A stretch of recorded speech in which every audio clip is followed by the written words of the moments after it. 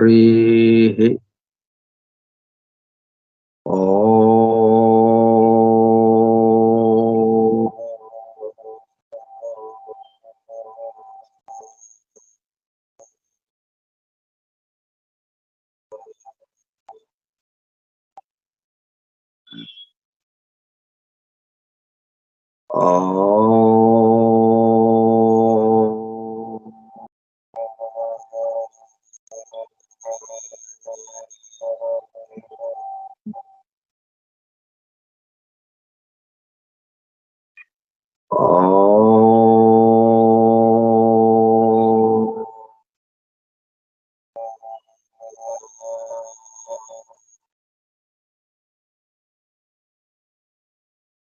गुरुर्ब्रह्मा गुरुर्विष्णु गुरुर्देवो महेश्वरः गुरुः साक्षात् परं ब्रह्म तस्मै श्री गुरवे नमः।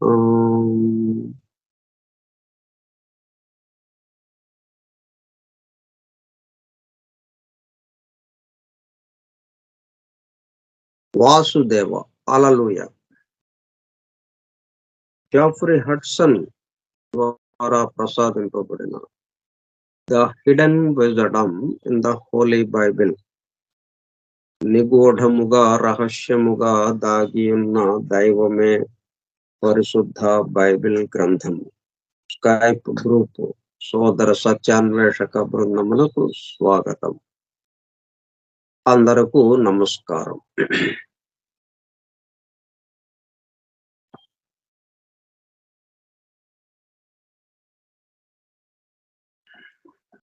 మనం rose and cross, the rose and the cross,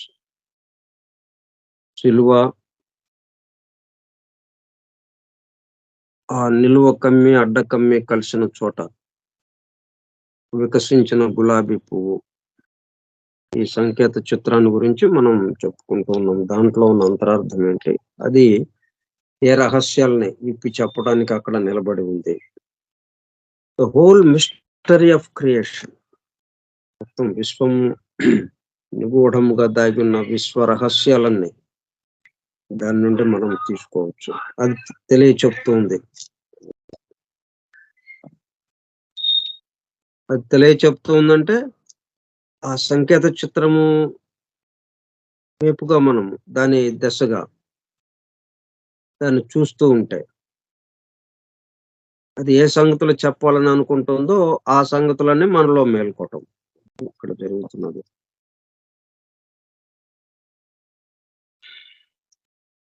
Also suggests the processes of involution and evolution of forthgoing and return depicted in the parable of the prodigal son. ఇంకో సన్నివేశం ఏంటంటే దీనికి సంబంధించి ప్రోడిగల్ సన్ అనేది ఒకటి వస్తుంది. అంటే దుర్వ్యాయం చేసేవాడు, దుబారా ఖర్చులు పెట్టేవాడు. ఒక తండ్రికి 2 కొడుకులు ఉన్నారు. ఒకడు జాగ్రత్తగా తండ్రి దగ్గరే ఉంటూ అతనికి పనుల్లో సహాయం చేస్తూ ఖర్చు ఎక్కువ పెట్టకుండా ఉండవలసిన విధంగా ఉండటం, జీవించవలసిన విధముగా జీవించడం. రెండో వాడు ఉన్నాడు, వాడు పూర్తి వ్యతిరేకంగా దుబారాగా ఖర్చు పెట్టడం. నేను ఇంట్లో ఉండను, నా ఆస్తి నాకు పంచేయని చెప్పి ఆ ఆస్తి మొత్తం తీసుకుని దాన్ని డబ్బుల్లోకి మార్చుకొని విదేశాలకు వెళ్ళిపోయి అనేక ప్రాంతాలు తిరిగి మొత్తం అవగొట్టుకుని చెట్టు చివరికి ఏడుపు ముఖంతో ఇంటికి రావటం. ఇట్లా ప్రోడిగల్ సన్తో కూడా దుబారా ఖర్చు పెట్టే రెండవ కుమారుడితో కూడా ఇది పోల్చడానికి వీలవుతుంది. ఆఫ్ ఫోర్త్ గోయింగ్, వెళ్ళిపోయాడు, వాడు బయటకు వెళ్ళిపోయాడు, తండ్రి దగ్గర నుంచి దూరం అయ్యాడు, తండ్రికి దూరం అయ్యాడు. ఫోర్త్ గోయింగ్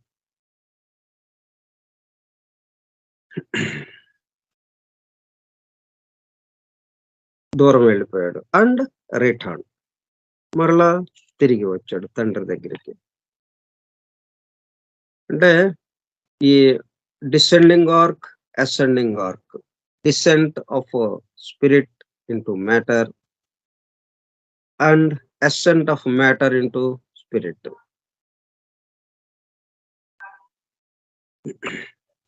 ఆత్మ పదార్థంగా మారటం. అతను తండ్రికి దూరం అవటం అంటే ఆత్మ పదార్థంగా పూర్తిగా భౌతిక స్థితికి, స్థూల జగత్తుకి రావటం. స్థూలాతి స్థూలానికి రావటం.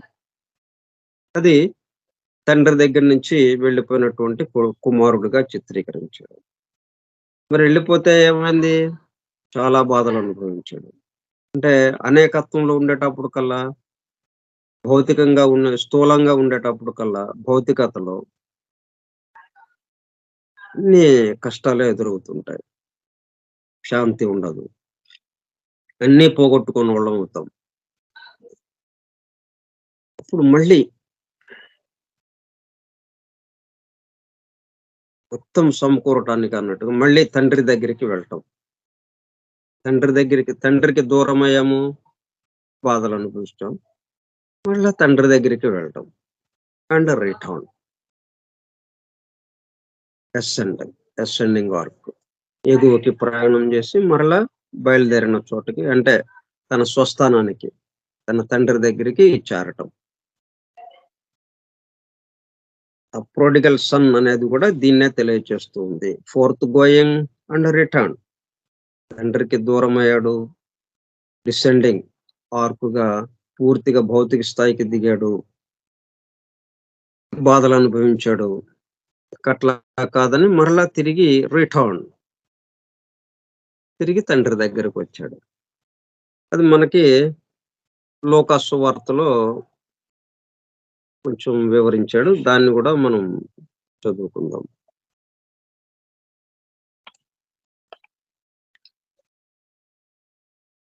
ప్రొడిగల్ సన్ అంటే ఇంత ఉన్నది దీంట్లో. ప్రొడిగల్ సన్ దేనికి సంకేతంగా ఉంది?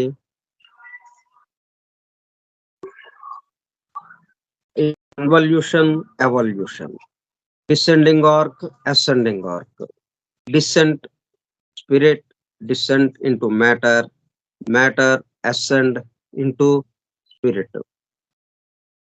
మొత్తం హోల్ మిస్టరీ ఆఫ్ క్రియేషన్ వాడి దాంట్లో ప్రొడిగల్ సన్ దగ్గర సంకేతింపబడింది.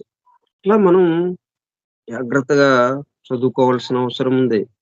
అంటే ఎవరో ప్రొడిగల్ సన్ అంటే ఎవడో ఒకడు, ఒక తండ్రి ఉన్నాడు, వాడికి 2 కుమారులు. అది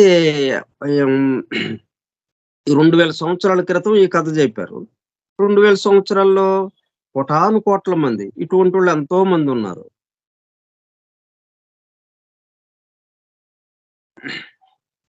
కాబట్టి అది సామాన్యమే కదా. దాని గురించి పెద్దది ఏముంది? వెళ్ళిపోతాడు, ఆస్తి పంచుకుంటాడు, తీసుకుని వెళ్ళిపోతాడు, విలాసాలకి ఖర్చు పెడతాడు, విలాసంగా జీవిస్తాడు, ఉన్నదంతా అయిపోతుంది. చివరికి చేతులు ఒప్పుకుంటూ మళ్ళీ తండ్రి దగ్గరికి వస్తాడు. అది సామాన్య విషయం, మనం అందరం చూస్తూనే ఉంటాం. దీంట్లో ఉన్న అంతరార్థం ఏంటి? ఆ విషయాన్ని ఈ బైబిల్లో, ఈ పవిత్ర గ్రంథంలో, శాశ్వతంగా ఉండే పవిత్ర గ్రంథంలో ఆ విషయాన్ని ఎందుకు ఉదాహరణగా చూపించారు? అది మనం చూసుకోవాలి. అట్లా లేకపోతే ఏమవుతుంది? మామూలు కథల్లాగా ఉంటుంది. అవి ఎందుకండి, ఇవి మామూలు కథలు, ఎంతో మంది అలా జరుగుతుంటాయి కదా అన్నట్టుగా మనకి అనిపిస్తుంటుంది. అట్లా కాకుండా సృష్టి రహస్యాలను, the whole mystery of creation వీటి ద్వారా తెలియబడుతుంది. అవి తెలియజేయటానికే క్రియేషన్, ఈ సృష్టి యొక్క రహస్యాల్ని తెలియజేయటం కోసం ఈ సన్నివేశాలు, ఈ సంఘటనలు, ఈ కథలు మనకు అందించారు. లూకా సువార్తలో 15వ అధ్యాయంలో 11వ వచనం నుంచి, 11వ వాక్యం దగ్గర నుంచి 32 దాకా ఉన్నాయి. ఒకసారి చదువుతాను. ఒక మనుషునికి 2 కుమారులు ఉండేది.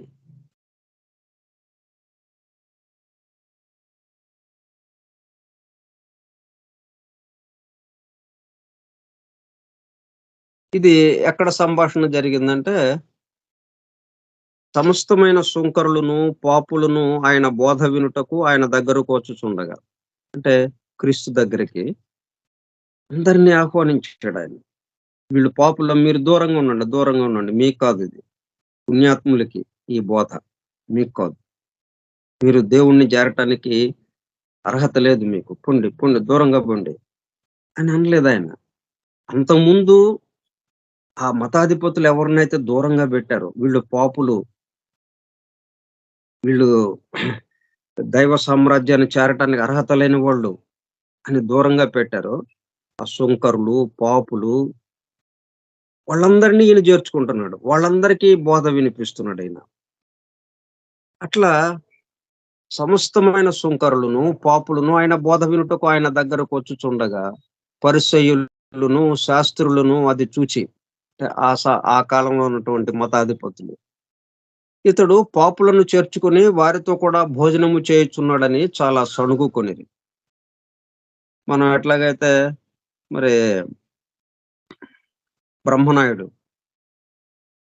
మాలవాళ్ళతో మరి భోజనం చేశాడు. అదో పెద్ద విషయం అది. మాలవాళ్ళతో సహపంక్తిలో భోజనం చేశాడు. ఆ రోజులకి అదేంటి చాలా గొప్ప విషయం అన్నమాట. వాళ్ళని ఎంతో దూరంగా పెట్టిన వాళ్ళు. అసలేమాత్రం నీళ్లు తోడుకోవటానికి బావి దగ్గరికి కూడా రావడానికి వీలు లేని వాళ్ళు. అంత దూరంగా పెట్టారు వాళ్ళని. పాపులని చెప్పి, సుంకరులని అంత దూరంగా పెట్టారు వాళ్ళని. ఈ బ్రహ్మనాయుడు సమాజంలో అందరము సమానమే. అందరము దైవానికి సంబంధించిన వాళ్ళం మనం. దైవ బిడ్డలము, దేవుని బిడ్డలము మనము అని చెప్పి సమానత్వం చూపించడం కోసం వాళ్ళందరినీ సహపంక్తి భోజనం చేశాడు. అది గొప్ప విషయం అండి. మరి మహాత్మా గాంధీ కూడా అస్పృశ్యతని నివారించడానికి ఎంతో ప్రయత్నం చేశాడు. అట్లా ఆ రోజుల్లో ఈ విధంగా ఉండేది. వాళ్ళు సణుగుకుంటున్నారు. ఈయనేంటి వారితో కూడా భోజనం చేయుచున్నాడు అని చాలా సణుగుకునిరి. ఇవన్నీ చూసే వాళ్ళు ఆ ఈరోదు చక్రవర్తికి, ఆ ప్రాంత రాజ్యానికి సంబంధించిన రాజుకి ఈయన మీద లేనిపోని కల్పించి చెప్పి, ఇతన్ని మీరు శిక్ష వేయాలి ఇతనికి. లేకపోతే మన ప్రజలందరూ కూడా చెడిపోతారు అని చెప్పి అతని మీద ఒత్తిడి తీసుకొచ్చి సిలువ వేయించడం జరిగిందనమాట.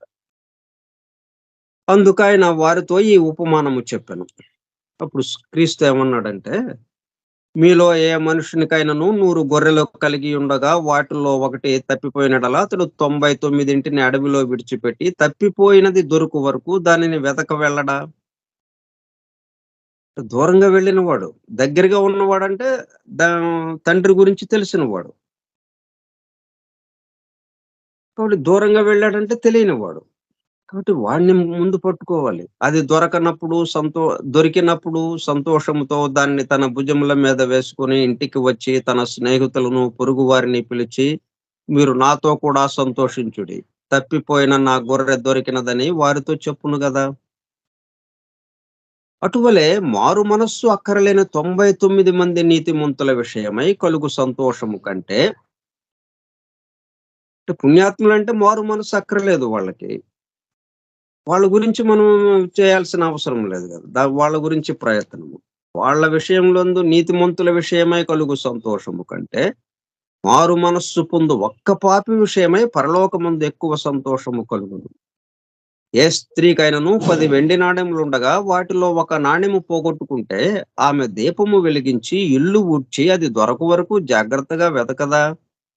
అది దొరకినప్పుడు తన చెలికెత్తలను, పొరుగువారిని పిలిచి నాతో కూడా సంతోషించుడి.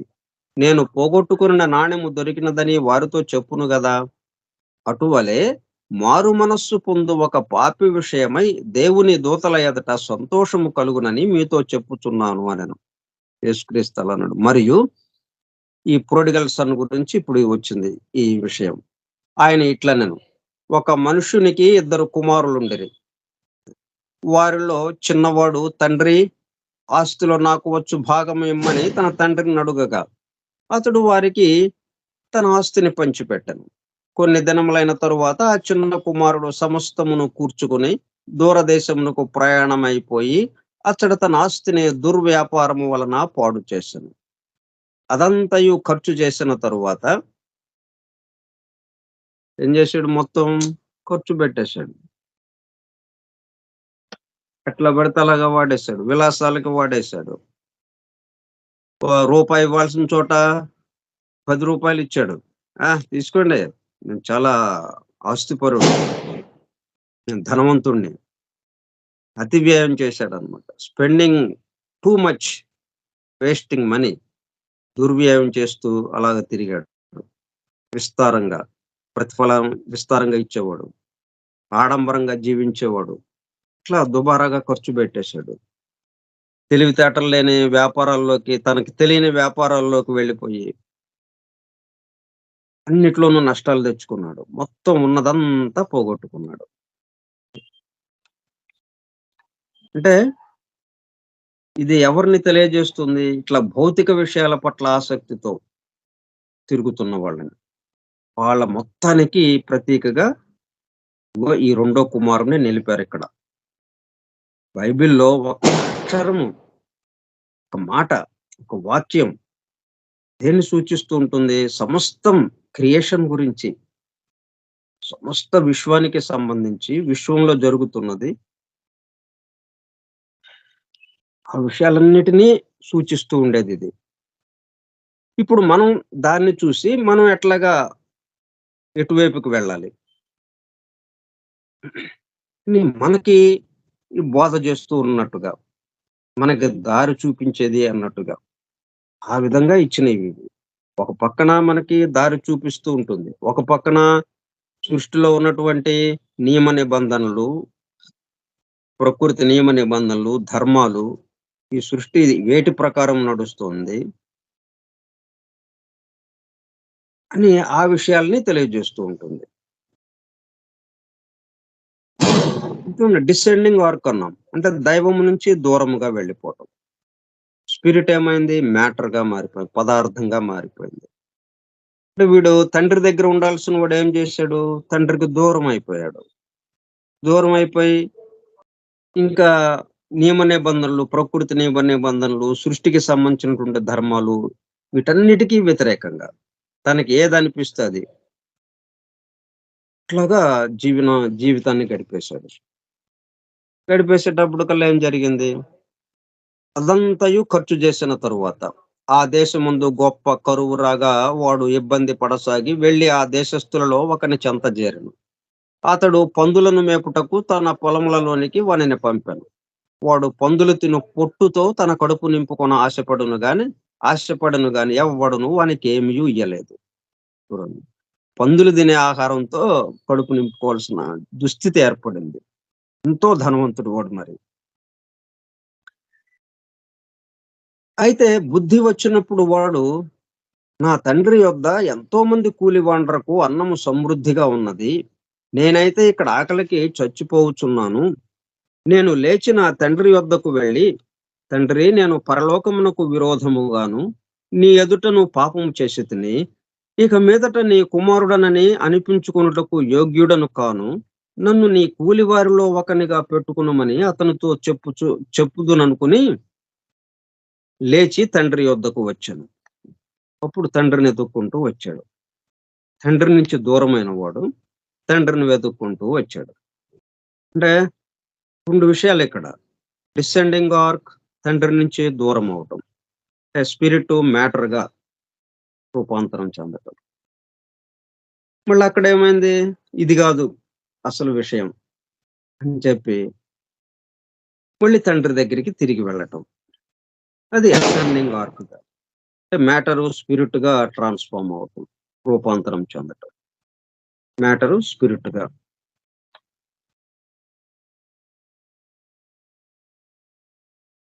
తండ్రి యొద్దకు వచ్చెను. వాడింకా దూరముగా ఉన్నప్పుడు, అంటే తండ్రి దగ్గరికి వెళ్దామని వచ్చాడు గదా! ఆ ఇంటి దగ్గరకు రాంగానే వాడింకా దూరముగా ఉన్నప్పుడు తండ్రి వానిని చూచి కనికరపడి పరుగెత్తి వాని మెడ మీద పడి ముద్దు పెట్టుకొనెను. చూడండి, మరి కొడుకంటే ఎంత ప్రేమ. అంటే కొడుకు ఎవరు మొత్తానికి దేనికి సంకేతంగా ఉన్నాడు వాడు? సమస్త విశ్వంలోని సమస్త జీవులకి, సమస్త మానవాళికి, సమస్త జీవులకి. వీళ్ళు జీవులందరూ ఏం చేస్తున్నారు? భౌతికత కేసుకి ప్రయాణం చేస్తూ వస్తున్నారు. భౌతికత, సుఖాలు అనుభవించాలని, ఆడంబరంగా జీవించాలి అని.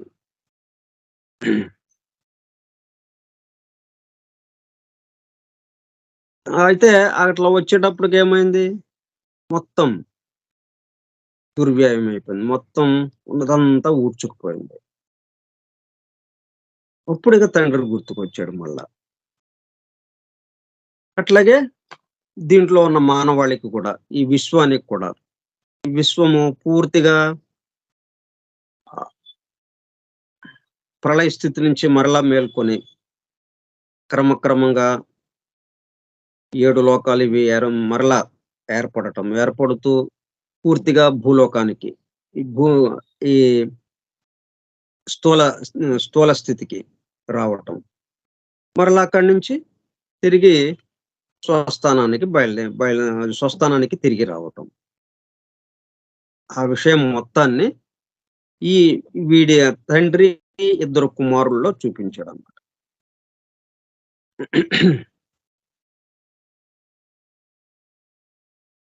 తండ్రి వాడిని చూచి కనికరపడి పొరుగెత్తి వాని మెడ మీద పడి ముద్దు పెట్టుకున్నాను. అప్పుడు ఆ కుమారుడు అతనితో, అంటే ఇదంతా ఎవరు చెప్తున్నారు? యేసుక్రీస్తు. ఎవరికి చెప్తున్నాడు? ఇట్లా ఈయన్ని ఇట్లాగా పాపుల్ని, పరిసయ్యులని అందరిని దగ్గరికి చేర్చుకుంటున్నాడు. వాళ్ళతో కలిసి భోంచేస్తున్నాడు. అవ్వా! ఎక్కడన్నా విన్నామా మనం ఇది? కలిసి భోంచేయటమా? అంత దూరాన పెట్టాల్సిన వాళ్ళని దగ్గరికి చేర్చుకుని వాళ్ళతో కలిసి భోంచేస్తున్నాడు. ఇది వాళ్ళ యొక్క గోల ఇప్పుడు. వాళ్ళకి చెప్తున్నాడు ఇది, ఈ ఉదాహరణ. అప్పుడు ఆ కుమారుడు అతనితో, తండ్రి, నేను పరలోకమునకు విరోధముగాను నీ ఎదుటను పాపము చేసితిని. ఇక మీదట నీ కుమారుడనని అనిపించుకొనుటకు యోగ్యుడను కాను అనెను. అయితే తండ్రి తన దాసులను చూచి, ప్రశస్త వస్త్రము త్వరగా తెచ్చి వీనికి కట్టి వీని చేతికి ఉంగరము పెట్టి పాదములకు చెప్పులు తొడిగించుడి. అక్కడ ఉన్న ఆ దివ్యమైన ప్రదేశము, ఆ దివిలో, ఆ దివికి తగినట్టుగా వీడిని అలంకరించండి. దివికి సంబంధించినటువంటి లక్షణాలు అవి. ఉంగరం అంటే, పాదాలకి చెప్పులు అంటే అన్ని ఏంటన్నమాట? దేనికి సంకేతము? ఆ దివ్యమైనటువంటి, ఆ దివ్య లోకానికి సంబంధించి, ఆ పరలోకమందున్న ఆ తండ్రి స్థానానికి సంబంధించి, తండ్రి ఉన్న స్థలానికి సంబంధించి ఆ దివ్య లోకముతో అక్కడ ఉన్నటువంటి పరిస్థితులకి అనుగుణంగా ఆ లక్షణాలతో వీడిని అలంకరించండి. ఎందుకంటే ఆ లక్షణాలు వీళ్ళో వాడి యొక్క పాపానికి వాడు చేసిన పనికి సంబంధించి ప్రాయశ్చిత్తాన్ని పొందాడు. ఇది కాదు అనేది అతనికి అవగాహన కలిగింది. సరైనది ఏదో అదే అతనికి మర్చిపోయింది మరలా గుర్తుకు తెచ్చుకున్నాడు. కాబట్టి అవన్నీ తొడగండి అతనికి.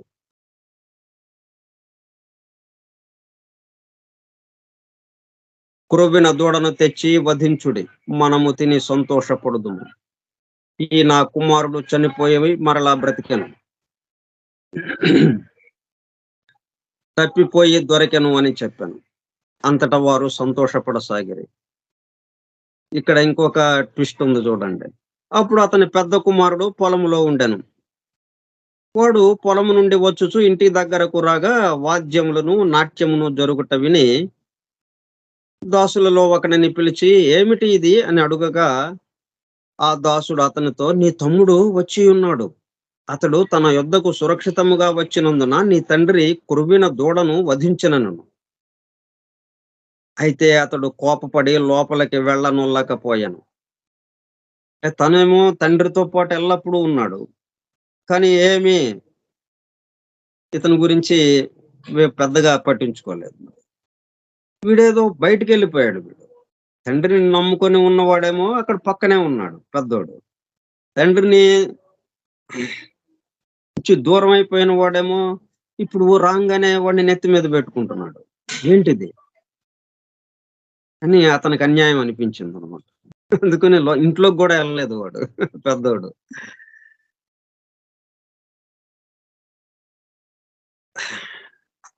కోపపడి లోపలికి వెళ్ళనొల్లకపోయాను. కనుక అతని తండ్రి వెలుపలికి వచ్చి లోపలికి రమ్మని బతిమాలుకొనెను. అందుకతడు తన తండ్రితో, ఇదిగో ఇన్ని ఏండ్ల నుండి నిన్ను సేవించుచున్నానే, నీ ఆజ్ఞను నేనెన్నడూను మీరలేదే. అయినను నా స్నేహితులతో సంతోషపడునట్లు నీవు నాకెన్నడూను ఒక మేకపిల్లనైనా ఇయ్యలేదు. అయితే నీ ఆస్తిని వేశ్యలతో తినివేసిన, ఆస్తి పంచుకుని వెళ్ళిపోయాడు. ఆడంబరంగా జీవించాడు. సర్వ సుఖాలు అనుభవించాడు. కామ సుఖాలు అనుభవించాడు. ఆ వేశ్యలతో తినివేసిన ఈ నీ కుమారుడు రాగానే వీని కొరకు క్రొవ్వెన దూడను వధించితివి అని చెప్పి ఒప్పడాల్సింది పోయి, దరిద్రుడాయ్ నీకు బాగా తిక్క కుదిరింది, నేను ముందే చెప్పాను కదా అని ఇట్లాగా తిట్టాల్సింది పోయి నెత్తి మీద పెట్టుకుని ఊరేగుతున్నవే అని వీడికి కోపం వచ్చిందనమాట. అందుకతడు, కుమారుడా నీవెల్లప్పుడును నాతో కూడా ఉన్నావు, నావన్నీయు నీవి. చూడండి, అతనెవరు? దైవము. తండ్రి ఎవరు? సమస్తానికి తండ్రి. సమస్త జగత్తుకి, సమస్త విశ్వానికి తండ్రి. ఆ తండ్రికి సంకేతంగా ఇక్కడ ఈ తండ్రి ఉన్నాడు.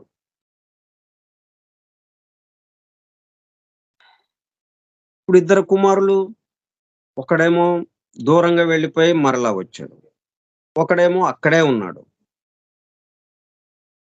వీళ్ళిద్దరి మధ్యన సంభాషణ. కుమారుడా నీవెల్లప్పుడును నాతో కూడా ఉన్నావు, నావన్నీయు నీవి. మనము సంతోషపడి ఆనందించుట యుక్తమే. ఈ నీ తమ్ముడు చనిపోయి తిరిగి బ్రతికెను, తప్పిపోయి దొరికెను అని అతనితో చెప్పాను. ఇట్లా కొన్ని ఉదాహరణలు ఇంకా అలాగా కొన్ని ఇచ్చాడు అన్నమాట.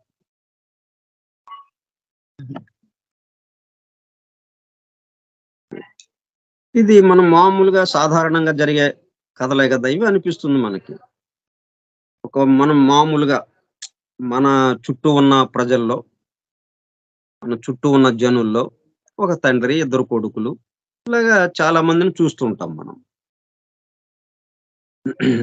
మన ఇళ్లలో కూడా చూడొచ్చు. దాన్ని ఇంత గొప్ప గ్రంథము, దైవవాణిగా వచ్చినటువంటి ఈ గ్రంథంలో ఆ చిన్న చిన్న విషయాలు ఇచ్చి ఈ బైబిల్ యొక్క విలువని తగ్గిస్తున్నారే అన్నట్టుగా మనకి భావన వస్తుంది సామాన్యంగా మనకు చూసినప్పుడు. ఏంటి దీని నుంచి మనకు నేర్చుకునేది ఏంటిది అన్నట్టుగా ఉంటుంది. కానీ ఈ తండ్రి బయటకు దూరంగా వెళ్ళిపోయిన కుమారుడు, తండ్రితో ఉన్న కుమారుడు, తిరిగి వచ్చిన కుమారుడు, తిరిగి వచ్చిన కుమారుడితో తండ్రి ఎలా ప్రవర్తించాడు, ఆయనతో నిరంతరము ఉన్న కొడుకుతో తండ్రి ఎలా ప్రవర్తించాడు, ఇది మొత్తం సమస్తానికి చెందినటువంటి తండ్రి ఎవరున్నారు? జగత్పిత. మొత్తం జగత్తుకే పిత ఎవరున్నారో ఆయనకి సంకేతంగా అక్కడ ఉన్నాడు ఆయన. ఇద్దరు కుమారులు. మనకి వినాయక చవితికి వినాయకుడు, కుమారస్వామి. అంటే దీనంతా ఇది కాదు గాని, అంటే తన బలం మీద నమ్మకం. అంటే తండ్రి యొక్క ఇది కాకుండా తాను సొంతగా చేయాలి, సొంతగా తను జీవించాలి అన్నట్టు కదా మరి వాడు బయటకు వెళ్ళింది. అట్లాగే ఒక పోటీ పెడితే తన బలం మీద నమ్మకంతో వెంటనే అన్ని క్షేత్రాల్లో, అన్ని తీర్థాల్లో స్నానం చేసి రావడానికి వెళ్ళిపోయాడు, ఆ పోటీలో గెలవటానికి. తన బలం మీద, తన బలం ఆధారంతో నెమలి వాహనం మీద వెళ్ళిపోయాడు. మరి ఇతను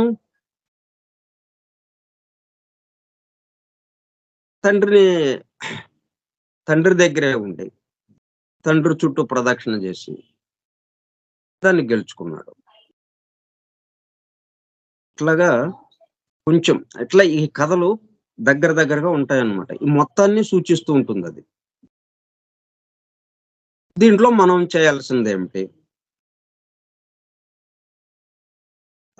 సృష్టిలో ఉన్నటువంటి law of evolution, ascending arc, descending arc, వీటికి సంబంధించిన విషయాలు, సైకిల్స్, ఇలాగా ఇవన్నీ కూడా దీంట్లో మనకి తెలియజెప్పడానికి ఈ చిన్న చిన్న ఉదాహరణలు, చిన్న చిన్న సంఘటనలు, మనకి చిన్న చిన్న కథలు, పారాబుల్స్, పొడుపు కథలుగా, దృష్టాంతాలుగా మనకి అందించారనమాట.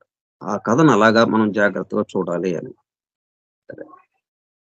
రేపు వచ్చే గురువారం నాడు నుంచి మరలా మిగతా విషయాలు చెప్పుకుందాం.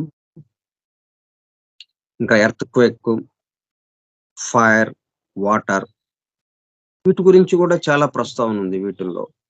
అవి ఏం తెలియజేస్తుంది.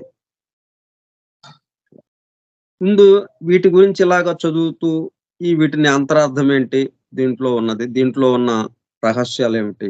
అలా చూస్తూ ఉంటే అప్పుడిక ఇటువంటి సంఘటనలే కాదు.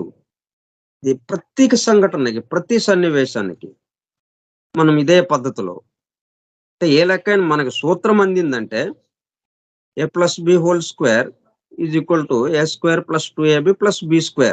అదొక సూత్రం మనకు అందింది. ఇక దాంతో లక్షల లెక్కలు చేయొచ్చు మనం. దేన్నైనా గాని ఆ సూత్రానికి సంబంధించిన లెక్కలన్నీ మనము బ్రహ్మాండంగా చేయొచ్చు. అట్లాగా ఈ సంఘటనలతో ఎలాగైతే మనము వివరాలు చూసామో, ఇట్లా ఇదే సూత్రంతో, ఇదే పద్ధతితో మన నిత్య జీవితం మొత్తం గూడా అలా పరిశీలించుకుంటూ, ఆ మొత్తంలో ఉన్నటువంటి మొత్తము మొత్తంలో వ్యాపించి ఉన్నటువంటి, మొత్తానికి ఆధారంగా ఉన్నటువంటి ఆ పరమాత్మ తత్వం ఏదైతే ఉందో దాన్ని అనుభూతి చెందుతూ మనం మన నిత్య జీవితాన్ని ఇక్కడ కొనసాగిస్తూ ఉండడం. ఓకే. స్వస్తి ప్రజాభ్యః పరిపాలయంతాం న్యాయేణ మార్గేణ మహీం మహీషాః. ఓ బ్రాహ్మణేభ్యః శుభమస్తు నిత్యం. లోకాః సమస్తాః సుఖినో భవంతు. లోకాః సమస్తాః సుఖినో భవంతు. లోకాః సమస్తాః సుఖినో భవంతు. ఓం శాంతి శాంతి శాంతిః. ఓపికగా ఉన్నటువంటి సోదర సత్యాన్వేషక బృందమునకు ధన్యవాదములు. Thank you all. Vasudeva. Hallelujah. ఈ పద్ధతిలో మనం దీన్ని ఇట్లాగా వివరించుకుంటా ఉండొచ్చు. ఇంకోటేంటంటే ఈ మొత్తం క్రీస్తుకి హైలైట్ చేస్తూ, క్రీస్తు చాలా గొప్పవాడు అన్నట్టుగా ఆయన కేంద్రముగా ఈ మొత్తాన్ని చూసుకుంటా, ఆయన వైపుగా మనం చెప్పుకుంటూ వెళ్ళొచ్చు. ముందు దీంట్లో ఉన్న విషయం ఏంటి? సృష్టికి దీనికి ఉన్న సంబంధం ఏంటి అనేది యూనివర్స్ అండ్ మ్యాన్ గదా మనకి. ఒకదానికొకటి పరిపూరకంగా ఉన్నాయి. ముందు ఈ విషయం తెలిస్తే అప్పుడు మనం క్రీస్తు దగ్గరికి వెళ్ళొచ్చు. మనం ముందే క్రీస్తు దగ్గరికి వెళ్ళామనుకోండి, అదేమవుతుంది? తాత్కాలికం అయిపోతుంది. మనకి మంచి జరిగినంత సేపు క్రీస్తు గొప్పవాడు. మనకేదన్నా తిరకాసొచ్చింది, మనకి అది జరగలేదు. దాంతో ఏమి ఆయన వల్ల ఏం ఉపయోగం లేదు. ఊరికే అందరూ చెప్తున్నారు గానీ ఏం లేదక్కడ అని వెనక్కడుగేస్తాం. అట్లా గాకుండా ఇప్పుడు ఈ పద్ధతిలో మనం వెళ్ళామనుకోండి, ఇక అట్లా మనకి జరిగిందా లేదా అని గాదు. ఆయన్ని చూడంగానే మనము ఆ వెలుగుతో ప్రకాశిస్తున్నటువంటి ఆయన్ని దర్శిస్తూ ఆయన అనుభూతి చెందుతూ ఉంటాం. ఆయన నుంచి మనకి ఇది గావాలి, అది గావాలని ఉండదిక. అదన్నమాట. అందువల్ల మనం ఈ పద్ధతిలో వెళుతూ తాత్కాలికంగా గాకుండా శాశ్వతమైనటువంటి ఆ వెలుగుని మనము దర్శించి అనుభూతి చెందటం. ఆ పద్ధతిలో మనం ఇక్కడ అధ్యయనం చేసుకుంటున్నాం. ఓకే. వాసుదేవ. హల్లెలూయా.